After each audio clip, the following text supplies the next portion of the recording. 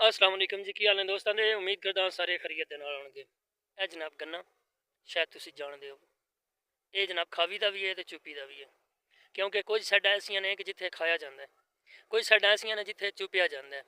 लिहाजा जेह्ड़ी भी तुहाडी जुबान है कमेंट दे विच दस्सेआ जे।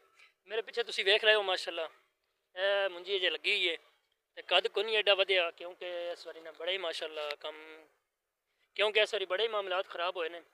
सैलाब जड़ियां जड़ियां साइडां तो गुजरिया, कुछ बीमारियां ते कुछ कद इन्हां दा बड़ा इशू बनया। बीमारी भी काफ़ी साढ़े इलाके में है। जनाब कोई वड्डी है तो पलरा इकट्ठा कर रहे हैं, तो जेह्ड़े दोस्त अहबाब जानदे न पलरा किवें इकट्ठा किया जाता है उन्होंने बखूबी इलम होना। तुहानूं पहाड़ पिछे नज़र पे आउंदे होने ने, बड़े बड़े पहाड़। ये स्याणे इस तो आंदे हुंदे ना, पहाड़ दूर सोहने लगदे ने। हुण इंज लगदा पे बड़े बड़े सोहने माशाअल्लाह। नेड़े जा भी है ना, ये जनाब पराली है पलरा, मेरी पराली पलरा। ते इस वास्ते स्याणे आंदे ने दूरों पहाड़ सोहने लगदे ने। बाकी सुनाओ तुसी, सारी खैर करिए। ते मुंजियां शुंजियां चुक रहियां नहीं अजे, चुकने वालियां ने।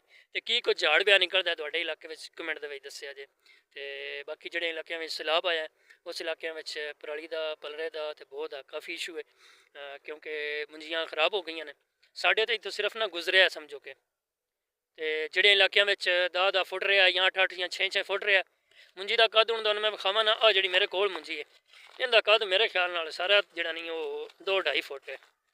ते अग्गों आप हिसाब ला लो भाई, तो सिर्फ गुजरिया ये आ कद चेक करो मुंजी दा, यह बूटा यह सारा कद 2-2.5 फुट है टोटली तौर पर।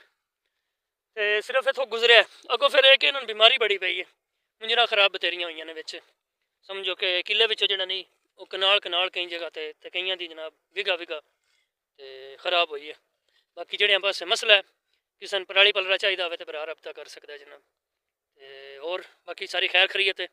हुण मेरा दिल इजाजत है, क्योंकि मैं गन्ना चूपना साढ़े इलाके में चूपना ही आखते हैं। बाकी पलरा भी चुक के लै जाना, क्योंकि अगले जमीन खाली करके देनी है ना। समझा करो गल, किसी दी है, मेरी अपनी नहीं जमीन, किसी को मंगया है मवी।